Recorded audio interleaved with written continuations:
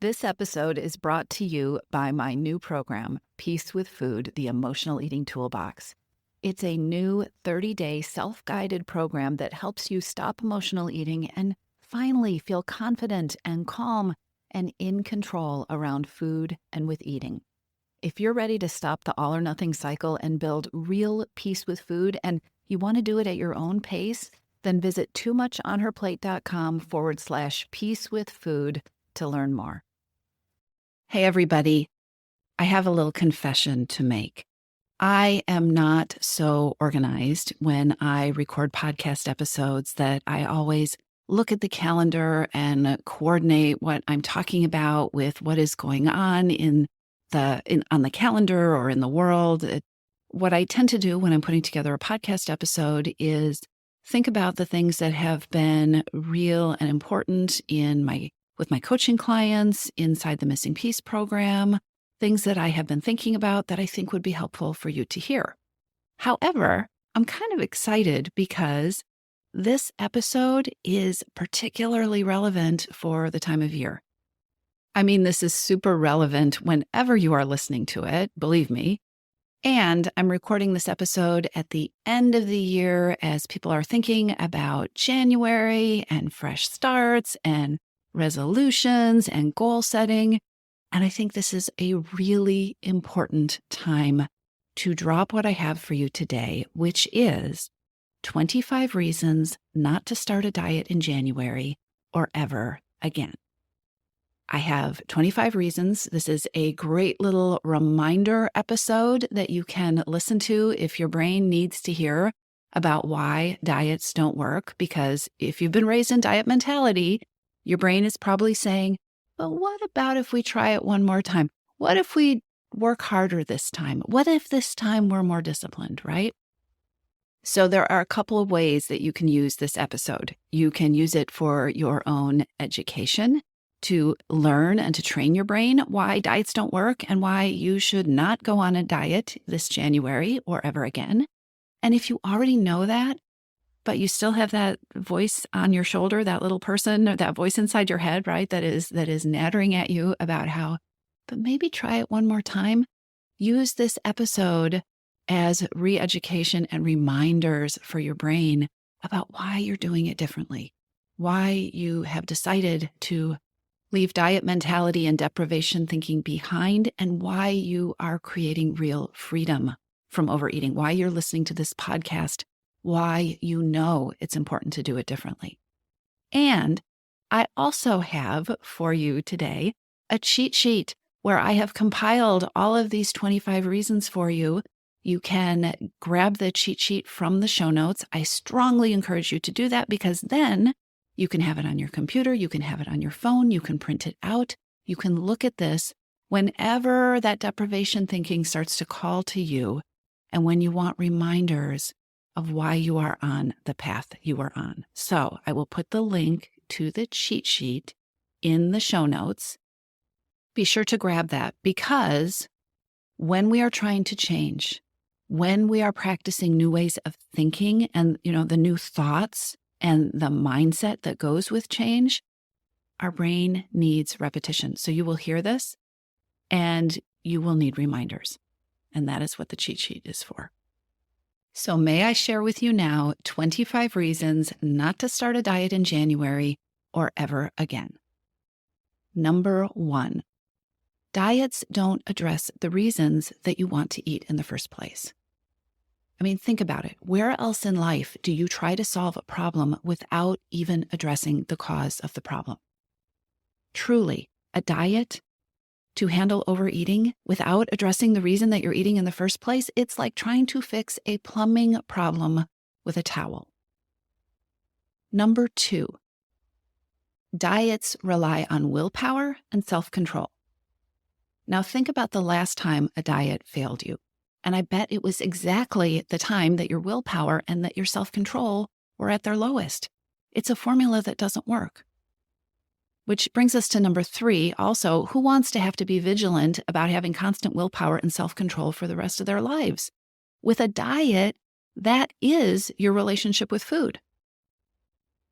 Number 4, diets don't work.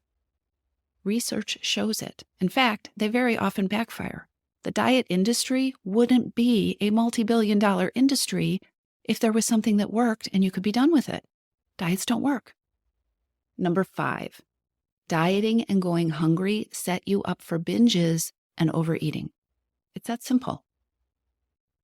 Number 6, diets don't help you design a forever way of eating. Lots of women know a way of eating that takes the weight off temporarily, but then they have no idea how to even imagine themselves eating for the rest of their lives. Diets don't teach you how to eat or how to have a relationship with food. If they work, when they work temporarily, they teach you how to take some weight off, not to keep it off.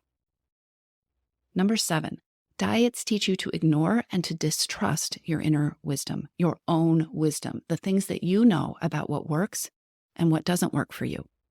Number 8, diets reinforce perfectionism and all or nothing thinking, which leads to vicious cycles of starting a diet and then blowing it because you didn't do it all, you didn't get it perfect, and then endlessly starting over, hoping that this is the time you'll get it perfect, which really means this is the time that you'll be perfect. Number 9, diets and diet mentality glorify a belief in depriving yourself as an act of strength. And diets and diet mentality set you up to deny yourself the things that you want and the things that you need, and then to be proud of being really good at that. Number 10, diets create obsessions with the scale and with your weight. Number 11, within diet mentality, it becomes easy to define yourself and your worth by a number.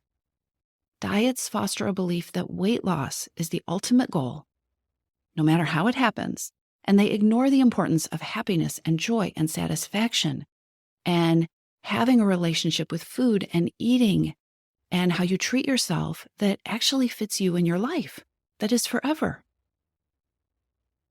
Number 12, a diet requires you to conform to it, but then it blames you if it doesn't work.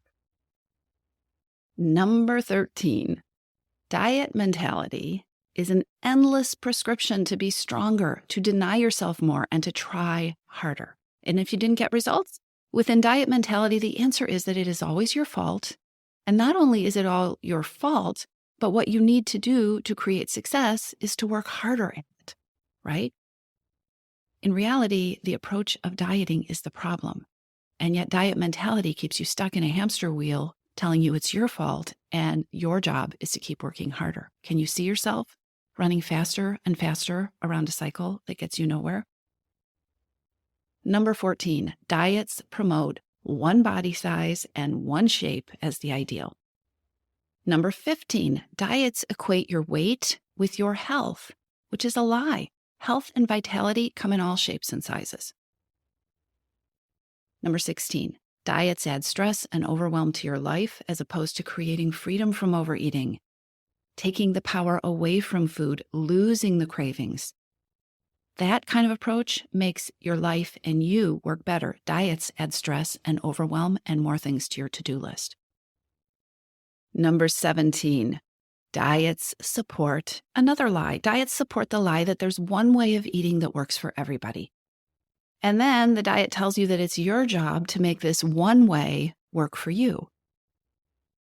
If you need to hear me say it, it is a lie. There is no one way of eating that works for everyone. Number 18, diets create a plan for eating that often requires cheat days. Why should you have to, and why would you want to create a relationship with food that you have to cheat on? Number 19, when a diet is what determines how and what you eat, instead of you and your body and listening to your body, you're going to end up hangry and tired and frustrated and less vital and probably more obsessed with food and eating than before you started. Number 20, diets focus you on what you won't do and what you can't have, instead of helping you nourish yourself in the way only you need, and instead of helping you figure out what true nourishment looks like for you. It's deprivation instead of freedom-creating transformation. Number 21, cycles of dieting. And the cycles of dieting, by the way, happen because you're inevitably failing at diets because they don't work. So cycles of dieting and then blaming yourself erode your confidence, erode your belief in yourself, and diminish your hope for what is possible. Number 22, dieting sets up weight loss as a struggle. It sets up the idea of weight loss as a battle for control. Even on a good day, you have to be in the fight. You have to be winning. You have to be controlling, right? It's a struggle. Creating peace with food allows you to leave the battle behind. It's a key difference between diet mentality and transformation mentality, freedom mentality.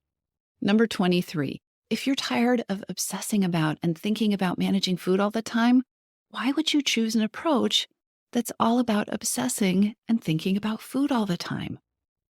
Key reason not to go on a diet. Number 24, diets disconnect you from your own hunger, from your own knowing about whether you are hungry or whether you are full, because diets tell you when you should eat with no regard for who you are or how your individual body works. And number 25, the 25th reason not to start a diet in January or ever again. Dieting doesn't help with emotional eating. In fact, diet mentality creates behaviors. It creates a way of thinking, a mindset that makes emotional eating worse. So there you have it. This is just 25. We could do another 25 reasons not to start a diet in January or ever again. I hope this was useful to you. Rinse, repeat, listen as often as your brain needs to hear it. Diets don't work, and you deserve better. And if you want help creating freedom from overeating and peace with food, check out the Missing Piece program. Enrollment is open. You can join us today, and you can be live with me on our next coaching call. I'll put the link to that in the show notes as well. And don't forget to go to the show notes and grab your cheat sheet so you can review these reasons and keep reinforcing and reminding your brain why you're doing something so much better than dieting. I'll talk to you soon. Thanks for listening to Too Much on Her Plate. If today's episode hit home, if you are tired of the willpower battles, and if you're ready for tools that actually work, you can take the next step with my new 30-day self-guided program. It's called Peace with Food, the Emotional Eating Toolbox. You'll learn how to understand your hunger, stop emotional eating, and finally feel confident and calm and in control around food. Get started today at toomuchonherplate.com/peacewithfood.